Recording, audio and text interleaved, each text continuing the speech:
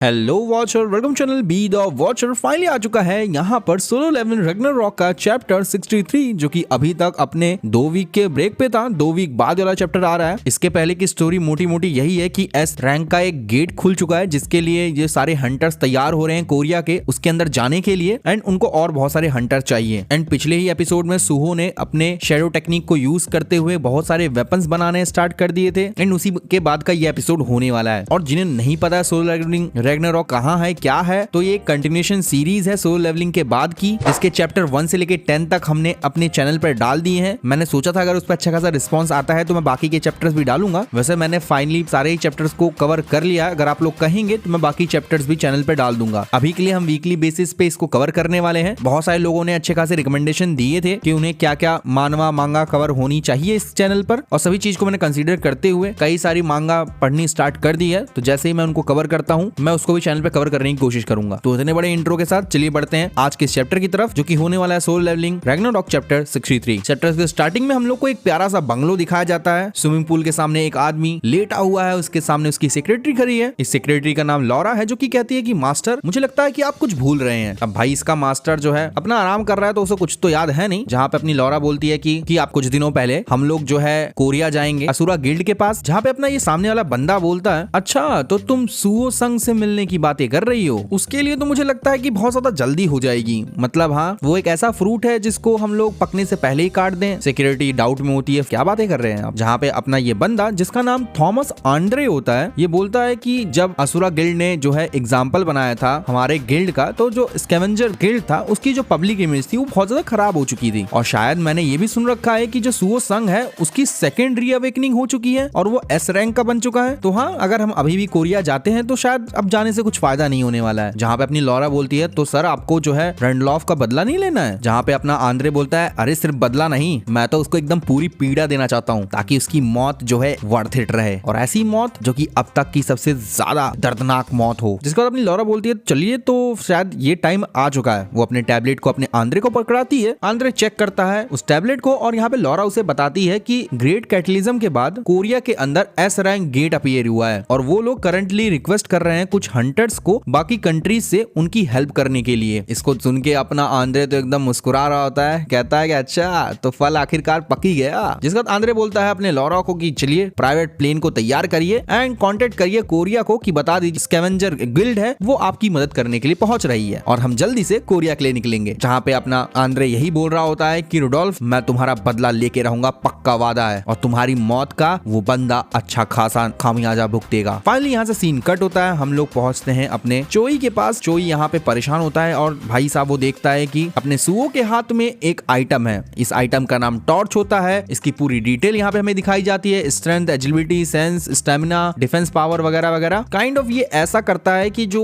Flame damage होता है ना उसको इंक्रीज कर देता है 50% के लिए, और इसके लिए 300 माना लगती है 1 मिनट के लिए। जिसके बाद अपना सुओ बोलता है चोई से कि भाई ये शेडो आइटम है जो कि मैंने तुम्हारे लिए प्रिपेयर किया है और एक टॉर्च टाइप का है। जहाँ पे चोई उसको पहन लेता है, थैंक यू बोलता है। जहाँ पे अपना चोई यही सोच रहा होता है कि ये ग्रोथ टाइप का इक्विपमेंट है जो कि सुओ ने मेरे लिए बनाया है, तो शायद अगर मैं इसको अच्छे से यूज करूं मॉन्स्टर को हंट करने के लिए शायद मैं भी और ज्यादा स्ट्रांग हो जाऊं। काइंड ऑफ वो सोच रहा है कि वो भी लेवल अप कर सकता है। जहाँ पे अपना चोई बताता है कि मैंने सुना है सुओ तुमने बहुत सारे और हंटर्स को ऐसे ग्रोथ टाइप के वेपन दे रखे हैं, तब तो तुम्हारे लिए बड़ा मुश्किल रहा होगा ये। जहाँ पे अपना सुओ एकदम कांपते हुए बोलता है कि हाँ मैं एकदम ठीक हूँ भाई, मैंने उन सब के लिए कुछ न कुछ वेपन बना दिया जो कि पिछली मीटिंग में थे हमारे साथ। जहाँ पे चोई को अपना सुओ बिल्कुल ठीक नहीं लग रहा होता, मतलब काइंड ऑफ वो एकदम ड्रेन हो चुका है, उसके अंदर की जो स्टैमिना वो ड्रेन हो चुका है क्योंकि उसने बहुत ज्यादा पावर को यूज किया है of course in Shadow items को बनाने के लिए। जो कि अपना बेरू भी नोटिस करता है कि बंदा इतना एग्जॉस्ट हो चुका है कि अपना बेरू मदद भी नहीं कर सकता है। जहाँ पे अपना बेरू कुछ बातें बताता है कि अपने सुओ ने कितने सारे मॉन्स्टर्स को दिन रात हंट किया है, हीरोइक ग्रेड के आइटम्स को इकट्ठा किया है, अपने डेली क्वेस्ट को भी कंप्लीट किया है ताकि उसको अच्छे से यूज कर सके, और लगातार 2 दिनों से वो काम कर रहा था पोशंस को यूज करके खुद को रिकवर करके। तो हाँ, बड़ा मुश्किल रहा उसके लिए काम करना। यहाँ पे चोई तो समझ जाता है कि हाँ अपने सुओ ने खुद को बहुत ज्यादा पुश किया है ताकि वो अपनी कही गई बातों पे काबिल रह सके, और चोई को ऐसा भी लगता था कि उसको जो है अब थोड़ा हार्डवर्क करना पड़ेगा ताकि जो अपने सुओ का एफर्ट्स हैं वो वेस्ट ना जाए। जिसके बाद अपना सुओ कहता है कि मेरा भी काम खत्म हो जाएगा जैसे ही मैं ये जो गाउंटलेट है ना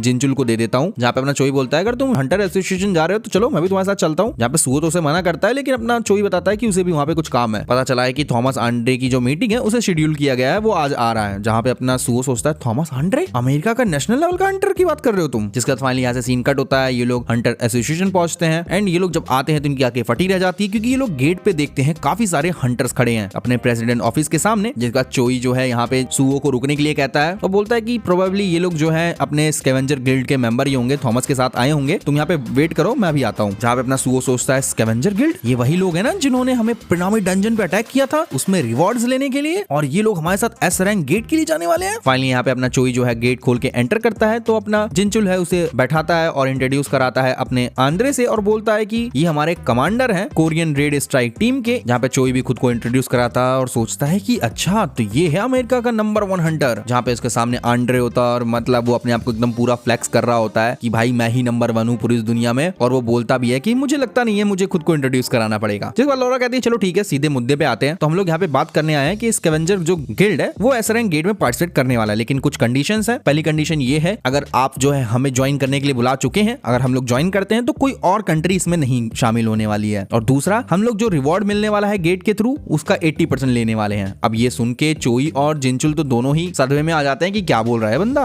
80% तो बहुत बेकार हो जाएगा। आंद्रे बोलता बेकार, ये तुम लोग के लिए एकदम परफेक्ट ऑफर है, ठीक है। सच बात तो ये है कि जो तुम लोग का एसोसिएशन है रिक्वेस्ट कर रहा है दूसरी कंट्रीज के सपोर्ट के लिए, इसका मतलब है कि तुम उस एस रैंक गेट को खुद से क्लियर नहीं कर पाओगे, और इस डैमेज को अगर कंसीडर किया जाए तो भाई ये कीमत तो सस्ती पड़ने वाली है। फाइनली यहाँ पे हमें पूरा अपना लुक दिखाया जाता है थॉमस आंद्रे का, जहाँ पे चोई और जिनचुल समझ जाते हैं कि भाई ये लोग नेगोशिएट करने तो नहीं लेकिन धमकाने जरूर आए हैं। जहाँ पे अपना जिनचुल बोलता है कि हम लोग जो है सपोर्ट रिक्वेस्ट कर रहे हैं क्योंकि अभी जो एस रैंक का गेट खुला है उसके डेंजर लेवल का हम लोग जानते नहीं है, और शायद आपको पता भी होगा कि भाई अभी हाल ही में ही हमारे कंट्री के अंदर 2 एस रैंक के हंटर्स भी अवेकन हुए हैं। आगे जिनचुल बोलता है कि चलो ठीक है कोई मुद्दा नहीं है, हम जैसे भी जितने भी बेकार दिख रहे हो हम लोग आपके जो सपोर्ट है उसको रिफ्यूज करते हैं, हम दूसरी कंट्री से मदद ले लेंगे। जिसके बाद यहाँ पे आंद्रे थोड़ा सा रूड हो जाता है और बोलता है कि तुम्हें पता है कि क्या हुआ था जब इजिप्ट में फील्ड टाइप डंजन हुआ था, उसमें क्या हुआ था तुम्हें पता भी है? उस इंसिडेंट में हमने अपने इलाइट मेंबर रुडोल्फ को खो दिया और बहुत सारे गिल्डमेट्स को भी, और मुझे सुनने में ऐसा आया था कि वहाँ पे स्कैवेंजर गिल्ड के अलावा भी एक गिल्ड था असुरा गिल्ड, और एक कोरियन हंटर की जो पार्टी थी वो भी वहाँ पे उस टाइम पे थी, और तभी से ये रूमर फैल रहा है कि हमारा जो गिल्ड है वो असुरा गिल्ड से नीचे आता है। और इसी बात को साफ साफ करने के लिए मैं असुरा गिल्ड के पास गया था खुद से, और उन्हीं को मारते पीटते धमकाते समझाते, जो भी मतलब आंड्रे का मतलब होता है समझाना, उसके हिसाब से उसने एक आदमी से पूछा भी था और उस